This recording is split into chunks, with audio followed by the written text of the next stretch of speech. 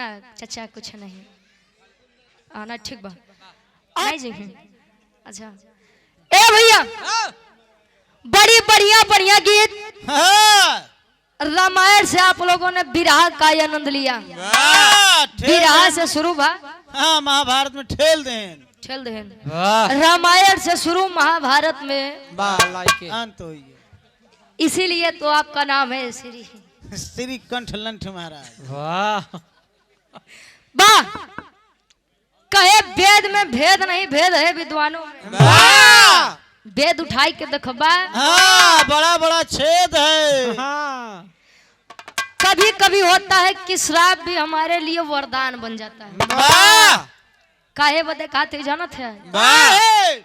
जब राजा दशरथ जी ने बाण को चलाया था तो उनके पास कोई संतान नहीं थे। चंद्रकला उन्हीं की बहन थी। अपने भाई के खिलाफ जा करके शादी की थी। प्रेम विवाह लव मैरिज। अरे वाह ए भैया जब राजा दशरथ जी ने बाण चलाया था शब्द भेदी बाण। शब्द भेदी बाण का मतलब क्या होता है बुद्धिजीवी लोग हैं आप बताइए। ए महाराज ए श्री श्री चच्चा तनी शांति बनावा। हाँ लंठ कंठ महाराज तनी शांति बनावा। बात पॉइंट वाली होता हंसी मजाक अपनी जगह वाह पॉइंट वाली बात देखा। शब्द भेदी बाण का मतलब यह होता है कि जहां से आवाज निकली है ये हम नहीं हमारा वेद कहता है। अभी हम देख ला कितना बड़ा छेद। शब्द भेदी का मतलब यह होता है कि जहां से आवाज आई है अगर हम वहां पे बाण चला रहे हैं तो बाण जा करके उसी जगह पर लगेगी जहां पर से आवाज निकली। बताने वाले लोग बताते हैं कि शब्द भेदी बाण राजा दशरथ जी ने चलाया था। तो आप लोग बताइए कि वह बाण जाके घड़े में लगना चाहिए या श्रवण जी को लगना चाहिए। तब तक कि आप लोग विचार कर रहे हम सम्मान नहीं लेंगे। विचार या कहता है हमारा रामायण कहता है हमारे वेद कहते हैं हमारे शास्त्र कहते हैं। तो मैं आपको आज इस मंच के माध्यम से बता दूं कि राजा दशरथ जी ने जानबूझकर वह बाण चलाया था। किस लिए चलाया था। उनकी कोई संतान नहीं थी और उनकी बहन उनके मर्जी के खिलाफ जाके शादी की थी। वो भी शादी नहीं हुई। और जो कुछ भी राजपाट था वही बहन जो उनके मत्थे पर कलंक लगाई थी उन्हीं के बेटे को वह सब मिल जाता। जब वह गए अपनी बहन के पास बताए कि हम श्रवण है उन्होंने पहचाना माँ तो माँ ही होती है साहब। उन्होंने श्राप दिया कि जाओ जैसे आज मैं अपने पुत्र के वियोग में हम अंधे और अंधी अपनी जान को कुर्बान कर रहे हैं त्याग कर रहे हैं वैसे आप भी अपने पुत्र के वियोग के कारण मरेंगे। राजा दशरथ तो बड़ा प्रसन्न है। अरे साला हमरे तो कोनो लइके नहीं बटन तो हम मरब कहां से।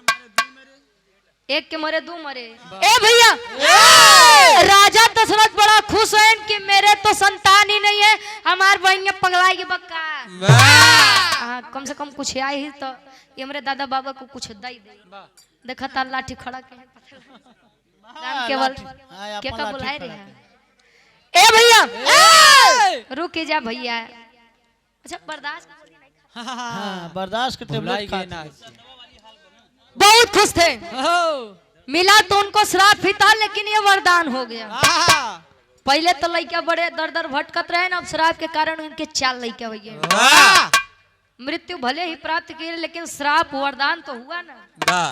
तो ऐसा है कभी कभी कि लोग गलत बोलते हैं लेकिन हमारे लिए फायदा हो जाता है। ला के कहानी छोड़े महाभारत पे।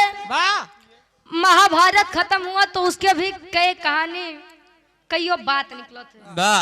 यार अर्जुन जी के घमंड भाई यार कलयुग के आगमन भाई यार कुछ भाई ते आप लोग बतावा कहानी के आगे से गाय दें या फिर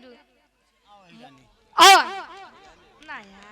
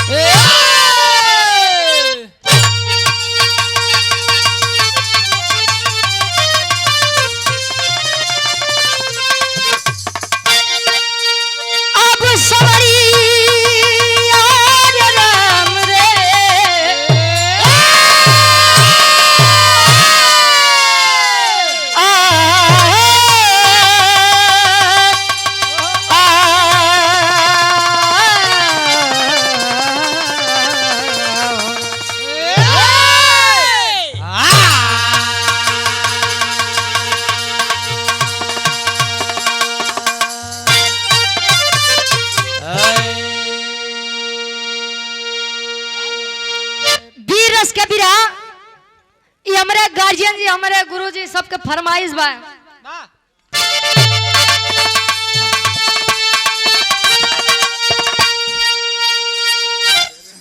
तो अरे वीर रणधीर शमशीर ले तीर बोला,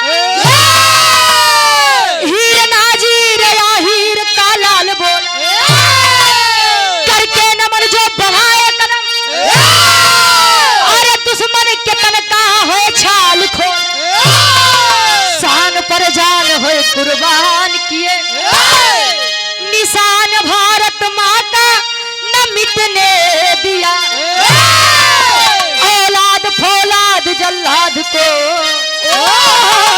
मारे बैरी समर में न रुकने दिया।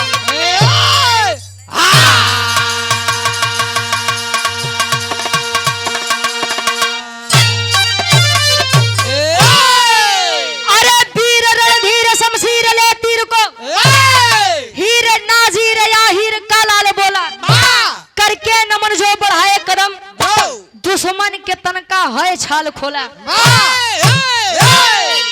शहीदी धरती बा, एक एक वीर और घरे एक वीर। अगर घरे में 10 सदस्य हैं तो जान लो मैं 2-4 छेक तो फौज में जाए के बाद, इसीलिए इस धरती को शहीदी धरती कहा गया है।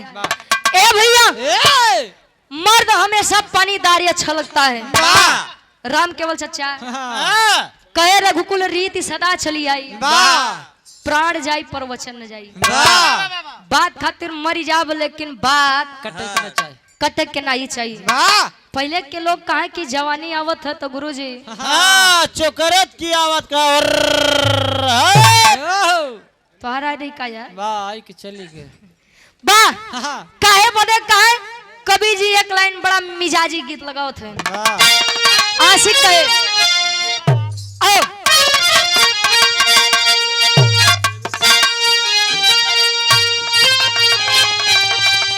वाह क्या बात है। बड़ी बढ़िया गीत के संकेत बा। कोनो आशिक अपने मासूका बदे कर प्यार में धोखा खाया हुआ लड़का। अब प्यार व्यार बड़ी खराब चीज होता है। लड़का कहे का तो जी अगर दिलवर की रुसवाई हमें आज मंजूर हो जाए, अरे सनम तू बे वफा के नाम से मशहूर हो जाए, सनम तू बे वफा के नाम से मशहूर हो जाए, सनम तू बे वफा के नाम से मशहूर हो जाए, सनम तू बे वफा के नाम से मशहूर हो जाए।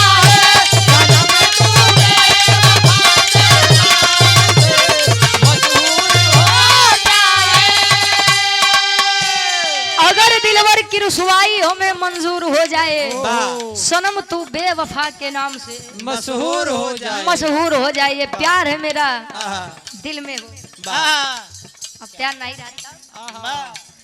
ए भैया भाव बा, एक लाइन बीरन खातिर चाहिए वीर तब के हो चाहे वीर अब के हो। कभी का भाव किसे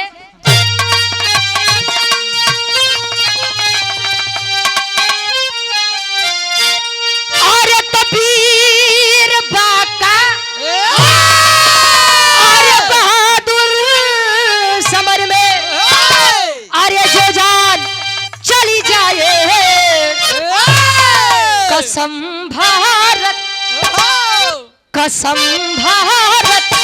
अरे माता की अलग पहचान हो जाए, कसम भारत माता की अलग पहचान हो जाए,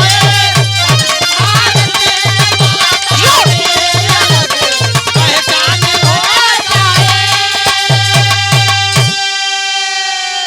वीर बाका बहादुर की अरे समर में जान गवाए, कसम भारत माता की अलग पहचान बन जाए। ए भैया वीर सब हैं और अपने आप में सभी लोग अपने आप को कुछ महसूस करते हैं। समय होता है, समय यदि चाह ले तो बना दे, समय यदि चाह लो बिगाड़ दे। तई मतलबी दुनिया खातिर कभी कभाव बा जो हरी छन से कैसे गुरुजी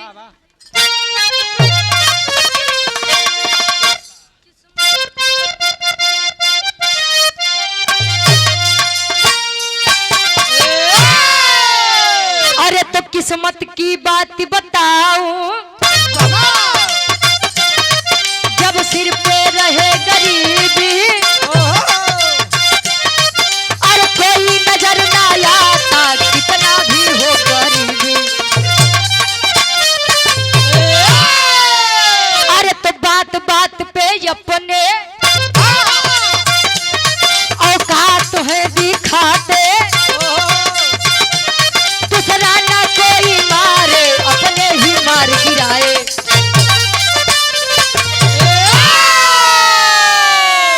किस्मत की बात बताऊं जब सर पे छाए गरीबी किस्मत क्या कहते है कि जिंदगी किस्मत के भरोसे चलत है। हाथ जकरे नाई बा ऊ के कापन किस्मत होते। ए भैया लोग रावण को तो पहचान लेते हैं कि नहीं रावण बा, लेकिन घर में छिपे विभीषण को कौन पहचानता है। गुरुजी कहानी हा कहा के बात बा कौने बात के तनी से यारे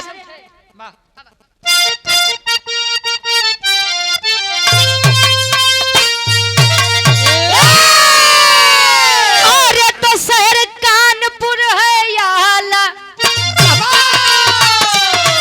एक छोटा रहा घराना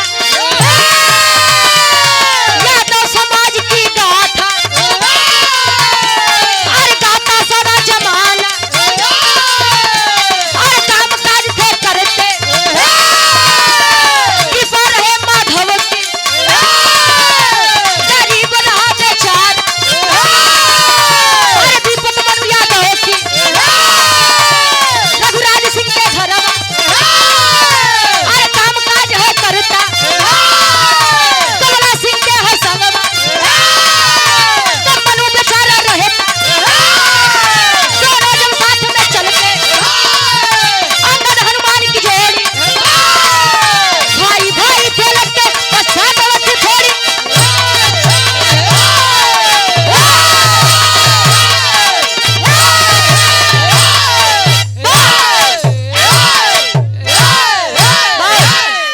बस हो। ए भैया कहानी के तनी समझ ला आशा नहीं पूर्ण विश्वास बा कहानी शीशा के जैसा साफ होई। ए भैया हमारे उत्तर प्रदेश में हमारे भारत देश में एक छोटा सा शहर बा जेकर नाम कानपुर।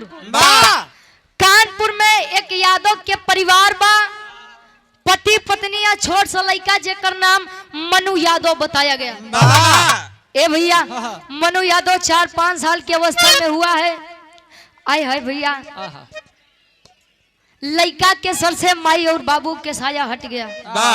मैं आपको आज एक बात बता दूं, जब तक हमारे माता पिता इस दुनिया में रहते हैं तब तक हम लोग बच्चे कहलाते हैं, लेकिन जिस दिन हमारे माता पिता इस दुनिया से चले गए उसी दिन हम बड़े हो जाते हैं। छोट सा लड़का मन्नू यादव अनाथ हो गया। गांव देश के लोग बढ़िया थे, वही गांव में एक ठेकेदार एक जमींदार के घर बा जेकर नाम रघुराज सिंह बताया गया। रघुराज सिंह की पत्नी शारदा देवी और रघुराज सिंह और शारदा देवी के बीच में एक लड़का जेकर नाम कमला सिंह बताया गया। ले जाए के बाबू काका लोग मनु यादव के हाथ शारदा देवी के हाथ में थमा दिए। ए मलकिन ए मालिक ए भैया सुना, मनु यादव जी ले जाके गांव परिवार के लोग मनु यादव का हाथ रघुराज सिंह को थमा दिए। ए बाबू दुनिया तक का जियावत है खियावत था, ये छोट सा लड़का रखला कुछ काम कैले। ए भैया लड़का आज धीरे धीरे बीतत बा समय रघुराज सिंह और शारदा देवी के लड़का कमला सिंह के लड़का जोन बा अपन बड़ भाई मान के दोनों जिंदगी बितावत बटे। ए भैया कमला सिंह के साथे साथे मनु यादव भी बड़ा हुआ।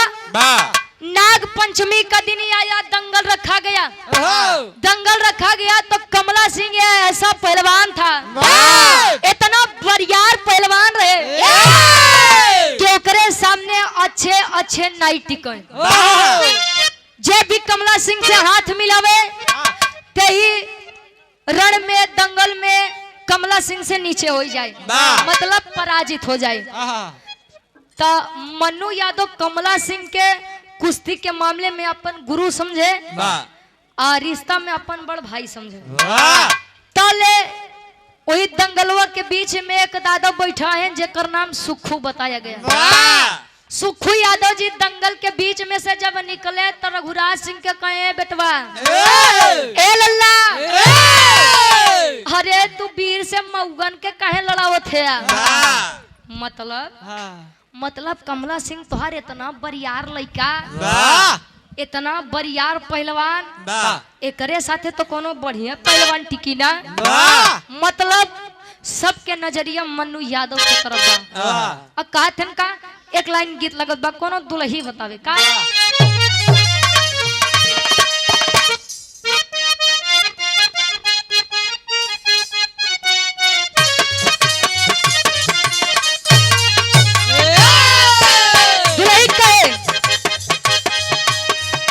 चुड़िया चट चट फोरला हमारे नरम कलैया मरोड़ के मनवाए राजा जी, आई हो मनवाए राजा जी, अब का खाट के पाटी तोड़ के मनवाए राजा जी, अब का खाट के पाटी तोड़ के मनवाए राजा जी, अब का खाट के पाटी तोड़ के मनवाए राजा जी, अब का खाट के पाटी तोड़ के मनवाए राजा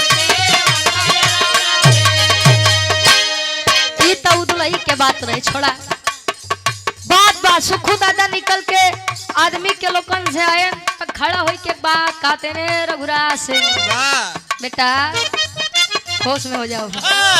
सुखू दादा कहे का कहे सभा में सुखू दादा बोलले कहिया एक बयान हो सुनाए आई हो पागल बजनता यार लड़ी है दोनों पहलवान हो पागल बजनता यार लड़ी है दोनों पहलवान हो लड़ी है दोनों पहलवान हो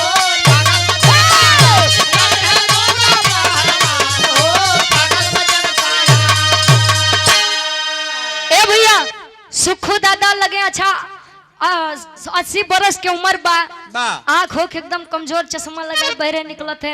ए रघुराज बेटा, ए रघुराज बेटा, हाँ बाबा बोला कहे तार लइका कमला सिंह इतना बरियार पहलवान बा, एकरे सामने ता हाई लइकवा मन्नू यादव ठीक रही।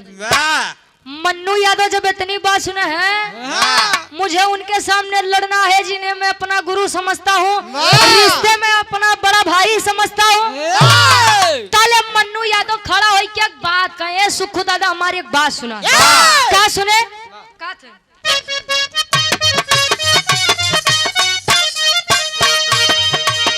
बोला मन्नू यादव तब ठाकुर के समान, बोला मन्नू यादव तब ठाकुर के समान, बोला मन्नू यादव तब ठाकुर के समान। ए भैया कहे मन्नू यादव कहे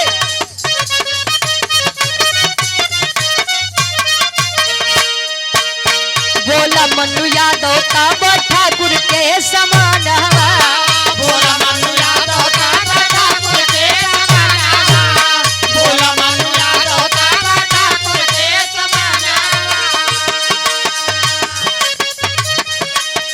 दंगल में गुरु लागे रिश्ते में बिराना, दंगल में गुरु लागे रिश्ते में बिराना, दंगल में गुरु लागे रिश्ते में बिराना। माना कइले मन्नू न कटू तलिया रमान हो पागल बजनता यार, आई हो पागल बजनता यार लड़ी है दोनों पहलवान हो पागल बजनता यार लड़ी है दोनों पहलवान हो पागल बजनता यार लड़ी है दोनों पहलवान हो पागल बजनता यार। सुखू दादा कहे कि कमला सिंह के हाथ तो केवल ही मन्नू यादव लइकवा था मन्नू यादव खड़ा हो गया। ये बाबा जिन्हें मैं रिश्ते में अपना बड़ा भाई समझता हूँ, जिनके साथ मेरा बचपन बीता है, और इस कुश्ती के मामले में जिन्हें मैं अपना गुरु समझता हूँ, आप उनसे कह रहे हैं कि मैं हाथ थाम लूं? अरे नहीं रे बाबा, हमसे नहीं हुई, पीछे हो गया। बारे बाबू के प्रेम बच्चे को गोद लिए हैं मन्नू यादव के, और जात के रघुराज सिंह ठाकुर थे। खड़े हो गए हैं मन्नू यादव। अरे मन्नू, अरे मैंने तो सोचा था कि मैंने एक शेर को पाला है, अरे लेकिन तू तो गीदड़ निकल ले। शर्म तो मुझे अपनी बीबी शारदा देवी के ऊपर आ रही है, जिसने तुझ जैसे कायर को पाला है, पोसा है। ए भैया, आज जब बात माई के ऊपर आएगा, खड़ा हो गया मन्नू सिंह। ए बाबू,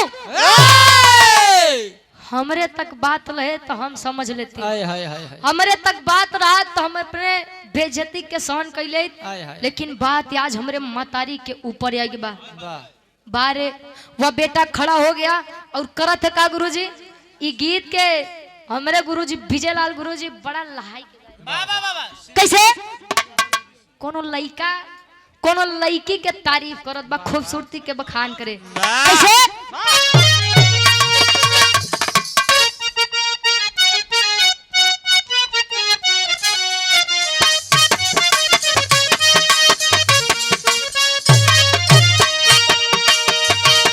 लड़का कहे और चढ़ल जवानी में गोरिया, चढ़ल जवानी में गोरिया काहे बांधेल चोली टाई, चढ़ल जवानी में गोरिया काहे बांधेल चोली टाई, चढ़ल जवानी में गोरिया। ये गुरुजी गायन, अरे लगन रही तन मन में। देखिए ये बात उस विरह में गाए थे, लेकिन ये बात 100% सत्य है, हमारे लिए भी लागू होती है, आपके लिए भी लागू होती है। मन में अगर किसी काम को लेकर लगन है मन में, तो वो होगा। कहे एक दिन मंजिल पाई, एक दिन मंजिल पाई, ओकर झंडा जरूर लहराई, लगन रही तन मन में, ओके केहू न रोके पाई, लगन रही तन मन में, ओके केहू न रोकी पाई, लगन रही तन मन में, ओके केहू न रोके पाई, लगन रही तन मन में, ओके केहू न रोकी पाई। अरे सरवा पलली माई। बाबूजी, ना तो मेरी माँ कमजोर है और ना तो उनका बेटा कमजोर है। माँ ने गीदड़ को नहीं, एक शेर को जन्माया, जन्माया शेर को, लेकिन पाला भी उन्होंने शेर को है। कहे बाबू सुनो, अरे सरवा पलली माई, सरवा पलली माई, जब सिंह के जोर दिखाई, दंगल भूमि के ऊपर देखा माटी के तिलक लगाई, जंगल भूमि के ऊपर देखा माटी के तिलक लगाई, जंगल भूमि के ऊपर देखा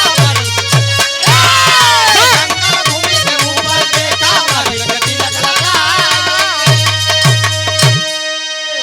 ए भैया, इतनी बतिया सुन के मन्नू यादव जब सामने आया तो कमला सिंह कह रहे साला हमारे साथ खाए पिए बा, माई से टक्कर ले बा, ठीक बा, आओ सारे देख ले कितना तो दम बा।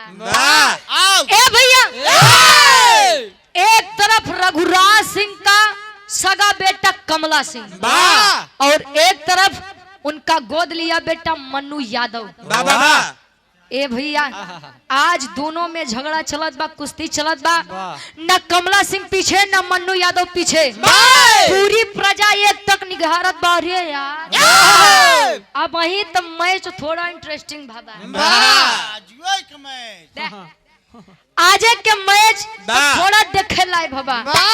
देखा, अरे कमला सिंह पटकी का हो, अरे ना ना ना, मन्नू यादव पटकी, मन्नू यादव अपने तरफ, कमला सिंह यादव, कमला सिंह वाले अपनी तरफ। कहा अरे यार मन्नू यादव का लड़ी, कमला सिंह होके धाई के पटक दे, चाप दे, पानी फेंक दे। अब मन्नू यादव का वाले कहा खेरे, आयरे का खून बा, गरम खून बा, ऐसे थोड़ी जाइए, पानी मिलवा है। दोनों तरफ वाले में बहास होत बा। कैसे? तेरी के भाव में कवि जी लिखत है का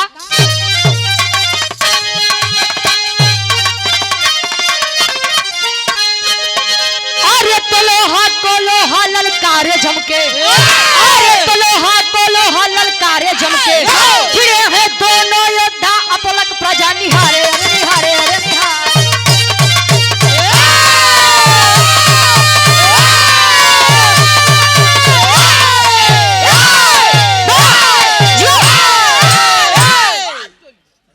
भिड़े है दोनों योद्धा अपलक प्रजा निहारे, लोहा को लोहा ललकारे झमके।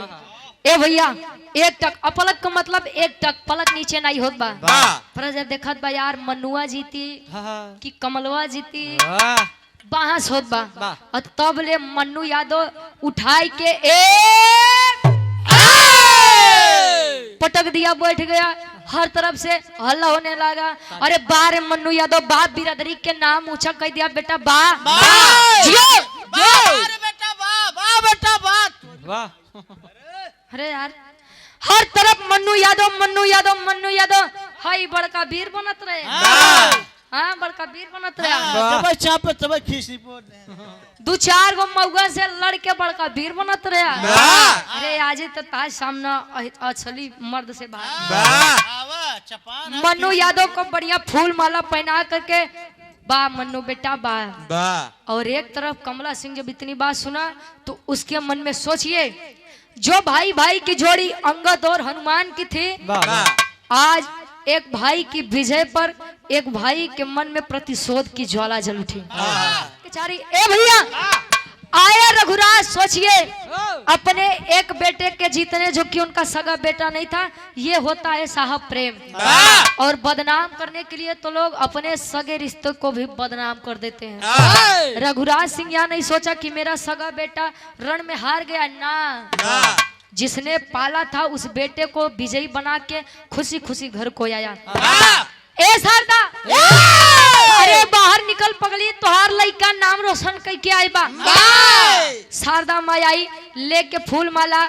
अरे हमार लइका तिलक लगाई के आरती उतारत यहाँ। और एक तरफ कमला सिंह घुसियाई के अपने कमरा में गा। जब कमरा में गा तो महतारी खाना लेके गा, फेंक दिया खाना। हट जाओ। अरे आप माँ हो, माँ के नाम पर ही आप कलंक हो। क्यों रे बेटा? अरे तुझे वह बेटा प्यारा है और तेरा खून का रिश्ता तुझे नहीं प्यारा है? अरे नहीं रे लइका, जैसे हमारे खातिर तू वैसे मन्नू यादव, जैसे मन्नू यादव वैसे तू। तले कहे सच बात बोले थे हमका माना थे। हाँ बेटा मानती है मुझे? हाँ बेटा मानती हूँ। खड़ा हो गया कमला सिंह और करता क्या है, बिरहा के आखिरी गीत लगत बा।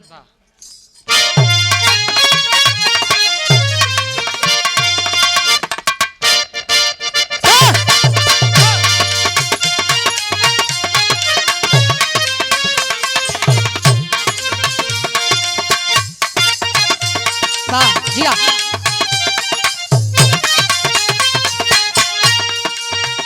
फिल्मी गीत बा आशिक कहे इश्क में तो हर चीज मिट जाती है, इश्क में तो हर चीज मिट जाती है। बेकरारी बनकर हमें तड़पाती है, बेकरारी बनकर हमें तड़पाती है, बेकरारी बनकर हमें तड़पाती है। इश्क में तो हर चीज मिट जाती है, बेकरारी बनकर हमें तड़पाती है।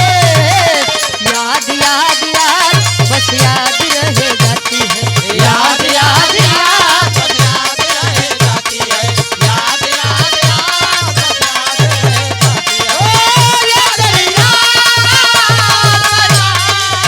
ओ दरिया याद याद याद बस याद रह जाती है, याद याद याद रह जाती है। लेकिन कमला सिंह के शारदा देवी से माई तो हमें माने ली। हाँ तब सुन उठा लिया बंदूक वाह और करता क्या है, लेके बंदूक कारतूस उसमें डालेंगे, लेके बंदूक कारतूस उसमें डालेंगे, लेके बंदूक कारतूस उसमें डालेंगे। ए भाई चढ़ के गोली सीने में उसके दागेंगे, चढ़ के गोली सीने में उसके दागेंगे, चढ़ के गोली सीने में उसके दागेंगे। आय हाय माई जब इतनी बात सुने क्या नहीं सुनाई दिया, वाह इसीलिए कहता हूँ कि तू मुझसे प्रेम नहीं करती। वाह कहे फिर से सुन, लेके बंदूक कारतूस उसमें डालेंगे, चढ़ के सीने पे माँ सुन, चढ़ के सीने पे गोली उसके दागेंगे, चढ़ के सीने पे गोली उसके दागेंगे, चढ़ के सीने पे गोली उसके दागेंगे। लेके बंदूक कारतूस उसमें डालेंगे, चढ़ के गोली सीने में उसके दागेंगे, जान जान जान हम जान से ही मारेंगे, जान जान जान हम जान से भी मारेंगे, जान जान जान हम जान ए भैया उठा के बंदूक कारतूस उसमें डाला। ए माई तू हमसे प्यार करती है ना, तो चल ठीक, तुझे मैं एक काम देता हूँ, जा तू मन्नू यादव को मेरे सामने लेकर आया। वाह। जब तक मैं मन्नू यादव को मार नहीं दूंगा तब तक मेरे इस कलेजे को ठंडा नहीं पहुंच- इस आसपास के इलाके में कोई ऐसा नहीं जन्मा था जो कमला सिंह को पछाड़ दे, लेकिन ये साला मेरा ही नमक खा करके मुझसे ही गद्दारी कर दिया, मेरे ही पत्तल में खाकर मेरे ही पत्तल में छेद कर दिया। नहीं छोड़ा बे के माई, तू बस जा, वो के लिए आई क्या वाह आय हाय। कहा जाता है माँ का जो मन होता है, दिल होता है, वो बड़ा पवित्र और नेक होता है। एक बेटे के मुंह से जब ऐसी बात सुनी कि मैं मन्नू यादव को मारूंगा, आ करके मन्नू यादव से एक बात के, बेटा तू हमके माई माने ले, हाँ मानता हूँ माँ, वाह मेरी एक बात सुन, इस महल इस घराने से दूर चला जा बेटा। वाह ये क्या कह रही हो माँ, मेरा आप लोगों के अलावा सहारा ही कौन है, मैंने अपने माता पिता को ठीक से देखा भी नहीं था, मेरे माता पिता इस दुनिया को छोड़कर चले गए। ए माई हम के अपने आप से अलग मत कर माई, बेटा मैं तेरी जान की भीख तुझी से मांग रही हूँ, चलिया जाए बेटा, अगर तू मुझे अपनी माँ मानता है तो चला जाए यहाँ से। आज अपनी माँ की बात को मान करके राजघराना छोड़ दिया, अतल धीरे धीरे समय बीतत बा, हो थका पापड़ के भाव में कवि जी लिखते हैं। ए भैया धीरे धीरे समय बीतत बा, कमला सिंह अब चौड़ियात बा, अगर या जंगल में केहू शेर बा तो केवल एक शेर कमला सिंह, और वह तरफ मन्नू यादव के ओकर माई भगाई के जिंदगी खुशी से बितावत बा। कम से कम हमार लड़का ई दुनिया में तो रही। मनु सिंह अपन पेट पाले खातिर ए भैया जौन भी छोटा मोटा काम मिले तवन खुशी खुशी कैले।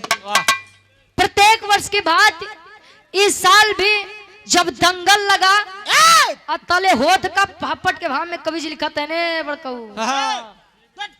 शांत रहता है यार, अगर ही बैठ के चिल्लाते पीछे नहीं जा सकते। वाह वाह चलो डब्लू पापड़ के भाव में कवि जी लिखते हैं का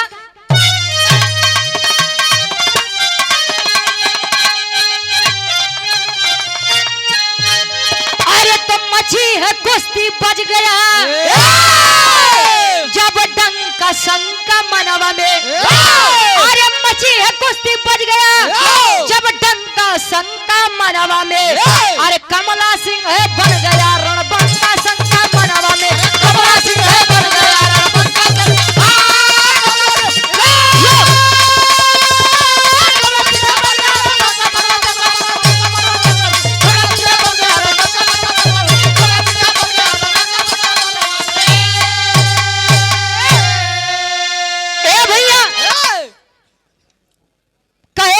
कुश्ती का डंका जब बज गया कि हर साल के बाद पंचमी को कुश्ती का आयोजन किया गया है। अरे मन्नू यादव तो भगौड़ा रहे सार भाग्य बा।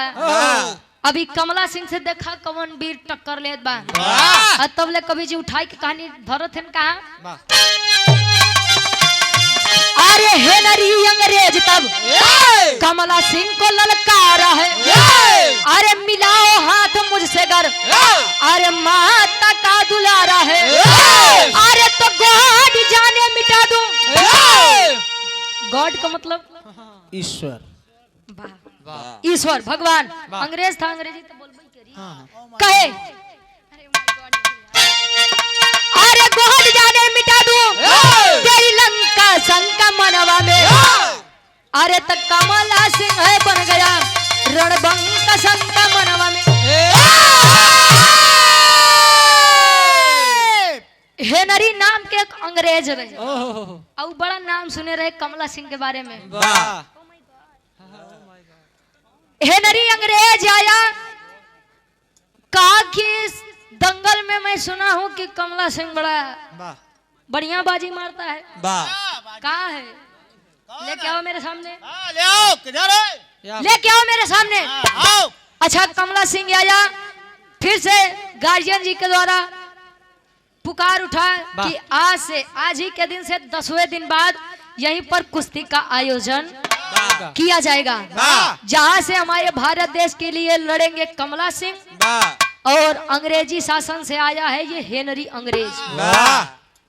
तो ये बात हर जगह बड़ी बढ़िया फैलत रहे, वायरल होत रहे, न्यूज़पेपर में, टीवी के माध्यम से बढ़िया से जब ये बात फैले भारत देश के लिए लड़ेंगे कमला सिंह जी अंग्रेजी शासन से, हेनरी अंग्रेज।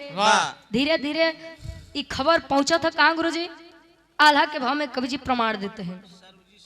सर्वजीत यादव उर्फ हमरे सिंटू भैया बीडीसी के जो भावी प्रत्याशी हैं 100 रुपए देकर सम्मान के आशीर्वाद के चाह रही। और कौन लोहार?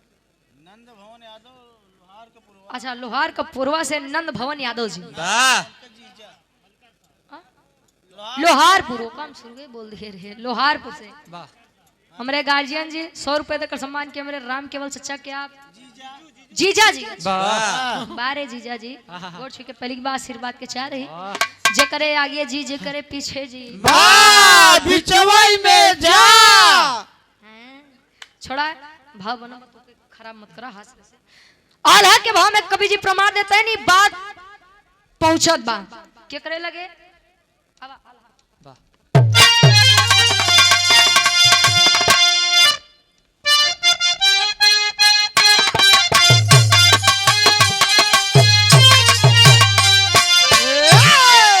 अरे तो 10 दिन बाद कुश्ती रचल वही भूमि।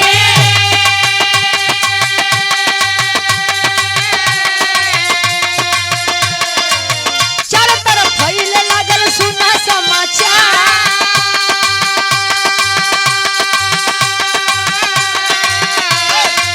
मन पहलवान तब गैया चरावत रहले।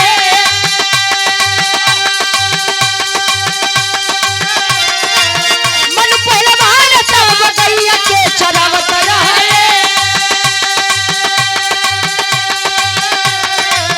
सुन ले खबरिया भइले दिलवा पे बा।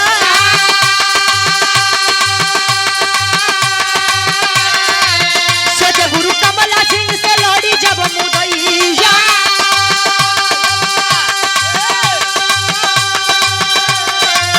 सोचे गुरु कमला सिंह से लड़ी जब मुदैया।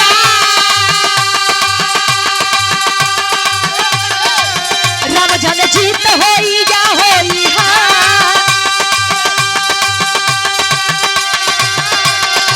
लेकिन पहलवानी देखे जाइब कर मयनावा।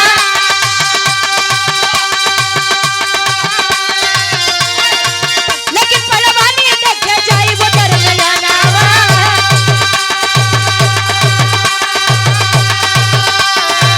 भले गुरु करिए हमरा ऊपर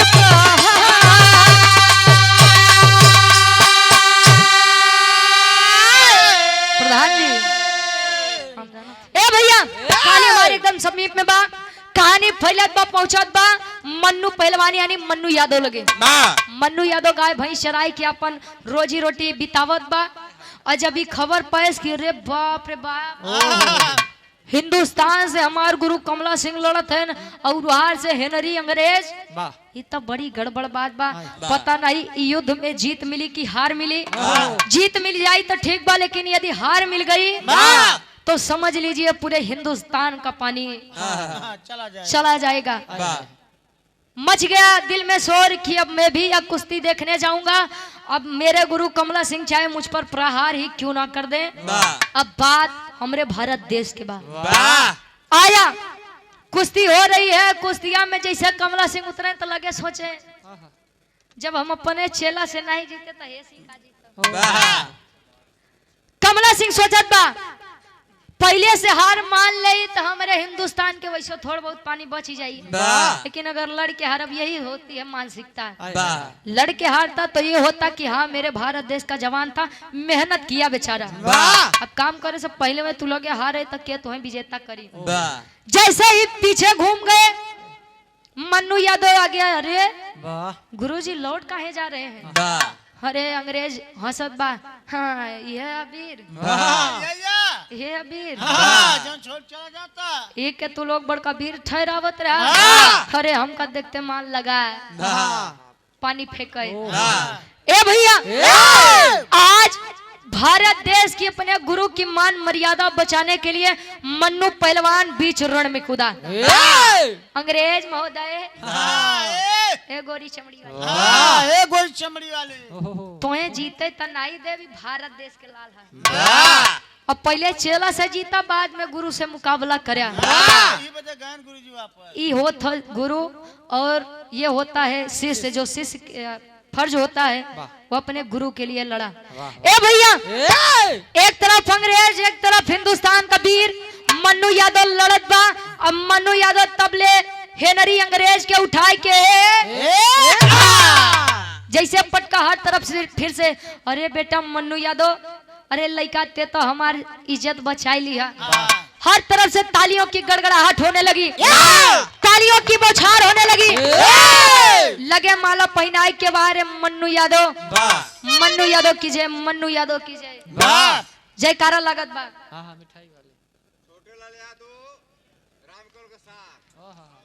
छोटे लाल यादव जी हमारे चचा राम केवल यादव जी के सार हैं। हमार मामा, हाँ मम्मा तो है मामा ठीक बा। 51 रुपया मामी के हमार पहलगी बोल दिया। ए भैया हेनरी अंग्रेज जब देखा मेरी बेइज्जती भरे दरबार भरे सभा में हो रही है, निकाल के पिस्टल कमला सिंह की तरफ तान दिया। और जैसे कमला सिंह की तरफ फायर किया, बाहर लड़का मन्नू सिंह आगे आ गया, सीने में गोली लगती है। मम्मा सार महाराज बैठा, मम्मा वहाँ शिवाऊ ब्रह्मा। ए भैया गोली आके मन्नू यादव के सीने में लगती है।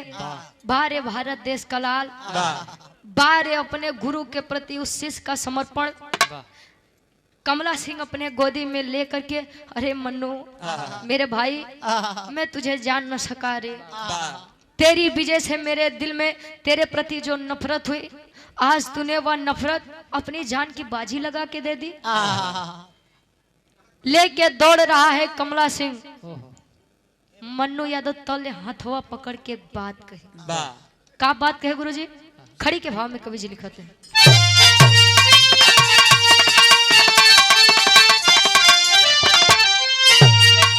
अरे त गोली लागल बा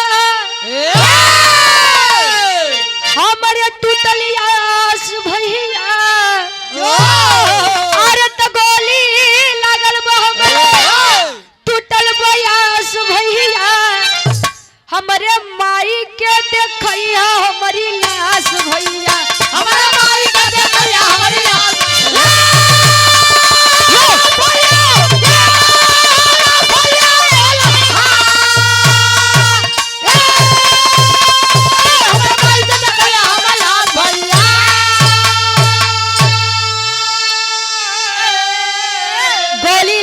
हमरे टूटल बा आस भैया, हमरे माई के देखैया हमर लाश भैया।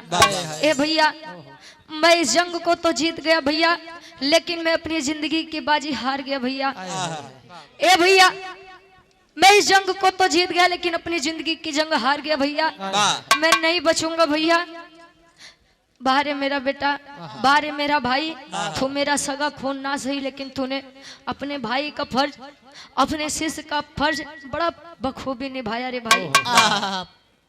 मनु सिंह हथुआ पकड़ के एक बात कहे कमला सिंह से, भैया जियते जिंदगी हम माई के बाबू के कुछ नहीं दे पाए, लेकिन मेरी आखिरी इच्छा है कि मेरी इस लाश को मेरी माँ को दिखाइएगा। कहा बा आखिरी सांस में, आखिरी लाइन में एक बात का कहे, का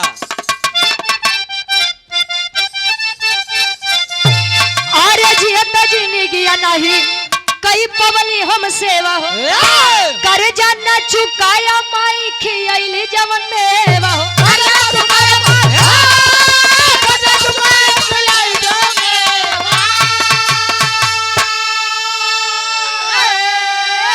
अरे खुशी माई के देव तू बाबी सवास भैया, अरे तो खुशी माई के तू देवा बाबी सवास भैया, हमारे माई के देखैया हमारी लाश भैया।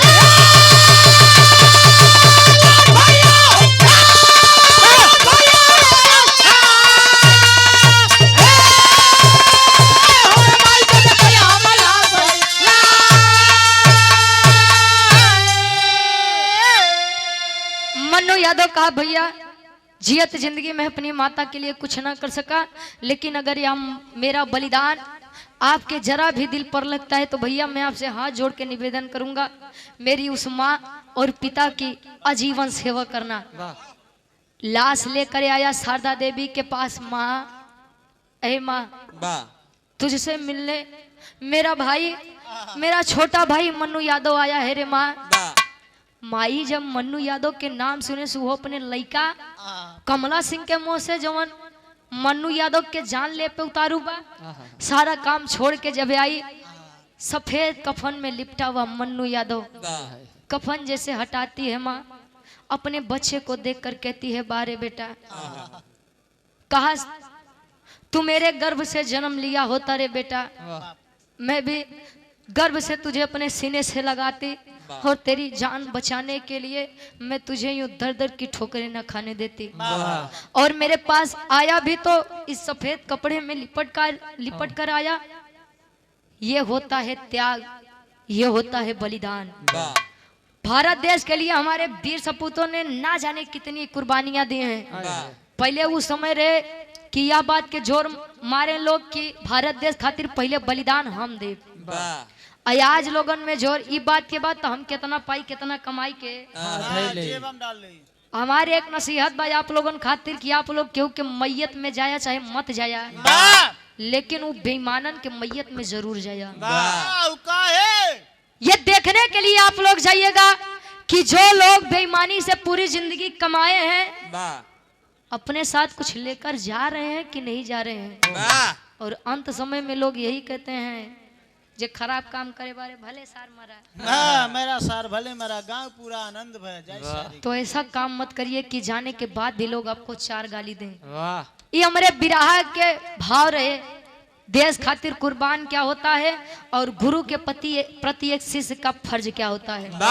मन्नू यादव इतिहास के पन्ने में अपना नाम अंकित अमर करके गया है और इस गीत के माध्यम से सच्ची श्रद्धांजलि अर्पित करती हूँ उस महान आत्मा को, उस महान वीर को। आखिरी में खानदान के परिचय पर फिर गुरु जी के नंबर रही। गुरु बिहारी, गुरु गणेश, गुरु रामलाल मुर्बा का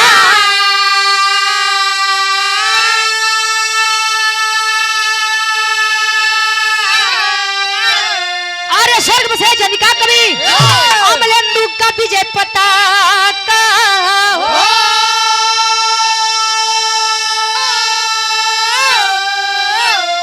अरे लोहा को लोहा ललकारे जम के गावे रुचि यादव पूजा करे कलम के लोहा को